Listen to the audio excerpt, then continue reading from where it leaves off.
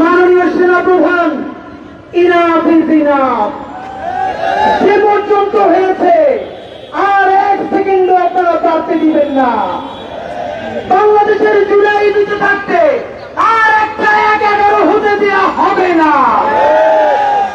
বিএনপিকে বলতে চাই, বিএনপি বাংলাদেশের মুখপাত্রই থাকতে হবে, সেনাবাহিনীর মুখপাত্র হওয়া চলবে না। জামাতে ইসলামী ক্ষমতায় যাওয়ার জন্য জনগণের পক্ষে না দাঁড়িয়ে যদি ক্যান্টনমেন্ট থেকে ভিড় করেন, আপনাদের বাংলাদেশে আর কোন হিসাব থাকবে না। জুলাইয়ে আমার যে সমস্ত ভাইয়েরা, তোমাদের সারা শরীরে এখনো সেই রক্তের দাগ, তোমরা জনতার পক্ষে দাঁড়িয়ে তোমরা আহত হয়েছ। এই ঈদে জামা জুতো অ্যাক্সেসরিজের ডিসকাউন্ট। আপনারা দেখেন এখানে যে শহীদ পরিবারগুলো, এদের পোশাকের দিকে তাকান, এরা কেউ আরবান মিডল ক্লাস নয়, কোষ নয়, শহরের মধ্যবিত্ত নয়। কাপড় চুপড় দেখলে বুঝবেন তাদের বাসায় বাজার বন্ধ হয়ে গেছে। এই সহস্রাধিক শহীদদেরকে একা ছেড়ে, অন্ধ বন্ধু ভাইদেরকে জাহান্নামের মধ্যে ফেলে আমরা কোনদিন বিদেশ পাড়ি দেব না।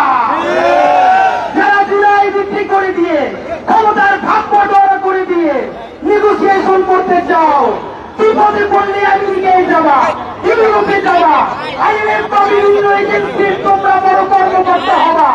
আল্লাহকে সাক্ষী রেখে বলতে চাই, এই দেশে যদি আবার জাহান্নাম নেমে আসে, আমার শহীদ ভাইদেরকে রেখে, আমাদের আহত ভাই বোনদেরকে রেখে আমরা কোনদিন সীমান্ত পাড়ি দেব না। আমরা সেই বেগম খালেদা জিয়ার সন্তান, যিনিও বলেছিলেন বাংলাদেশ ছাড়া আমার আর কোন দেশ নাই। সেই বিএনপিকে বলি, আপনারা ১-১১ স্মৃতি দপ্তরে স্মৃতি আছে, বাংলাদেশের পক্ষে দাঁড়িয়েছিলেন, তাই আমরাও আপনার পক্ষে দাঁড়িয়েছি। আবারও আপনি জনতার পক্ষে দাঁড়ান, আমরা চিরদিন আপনাদের পক্ষে থাকবো।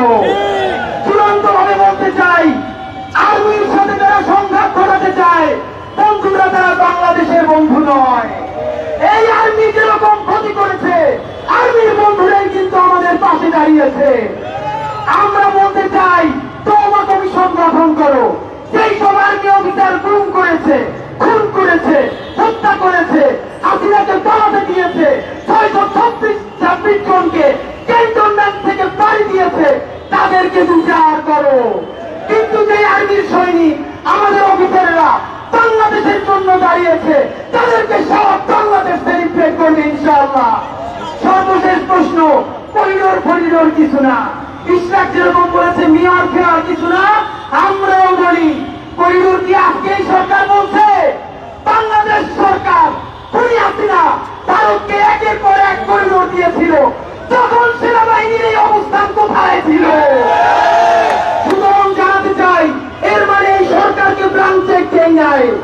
বাংলাদেশে আর কেউ কোনদিন ব্লাঙ্ক চেক পাবে না। একমাত্র ব্লাঙ্ক চেক পাবে জুলাই, সততা এবং ইনসাফ।